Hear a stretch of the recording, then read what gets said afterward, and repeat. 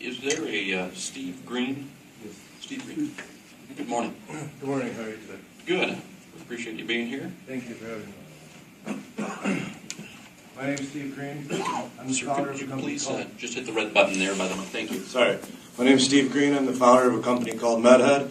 Not only the founder, but I'm also a patient.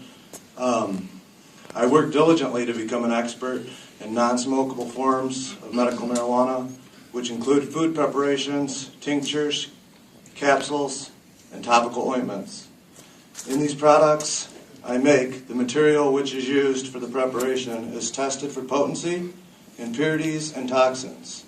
The potency results are then converted into specific dosages in which the preparation gets clearly labeled on every package, in which is sealed in a tamper-evident manner.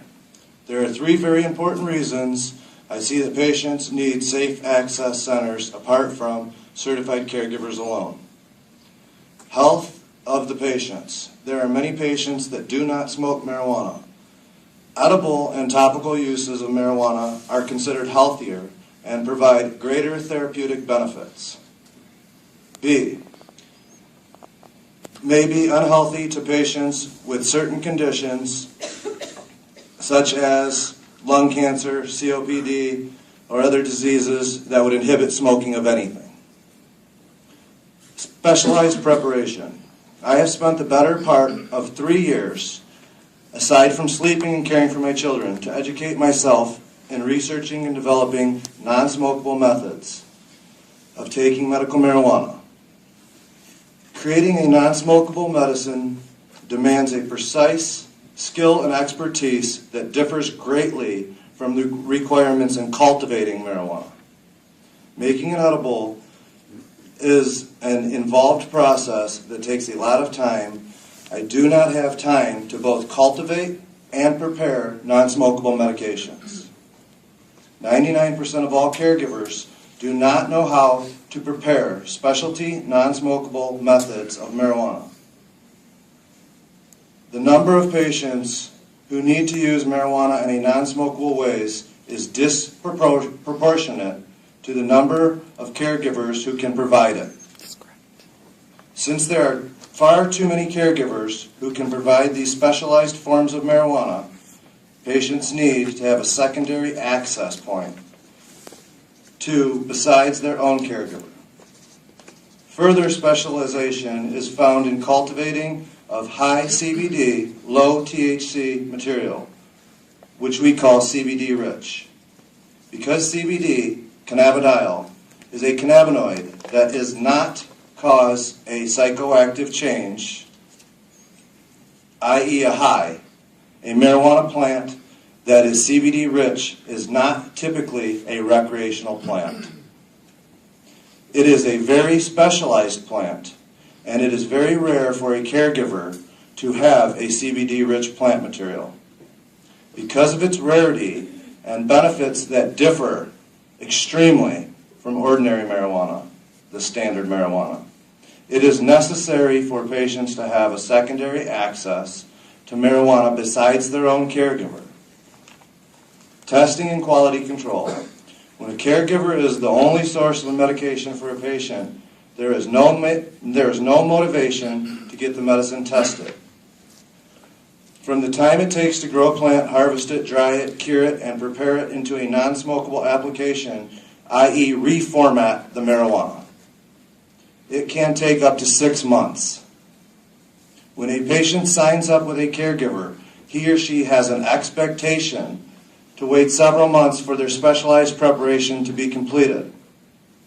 With this much time invested, the patient is unlikely to start this process over again, even if the preparation is not exactly right or did not come out the way intended.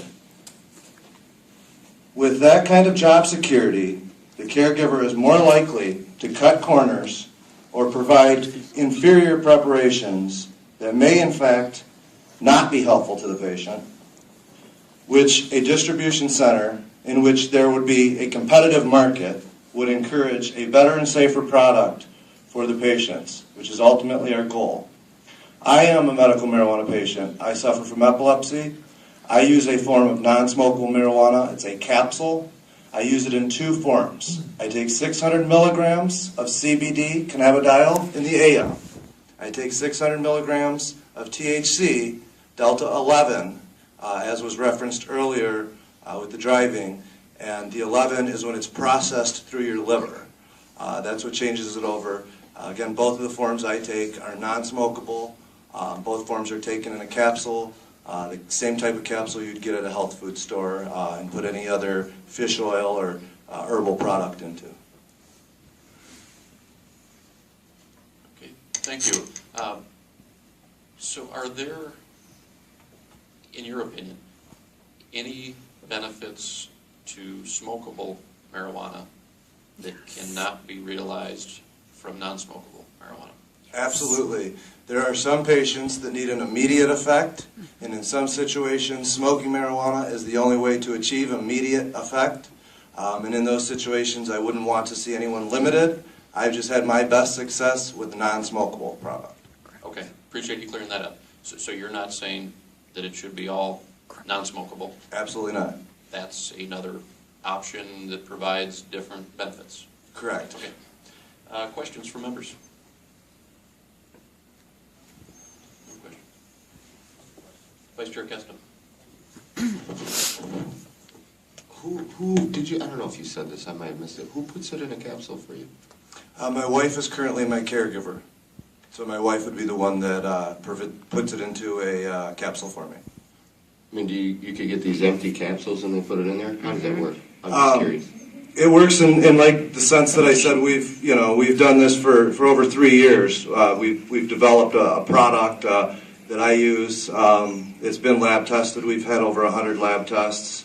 And yeah, the raw capsule itself is purchased at a health food store or something similar, and then the product itself is added at home. Representative Clemente.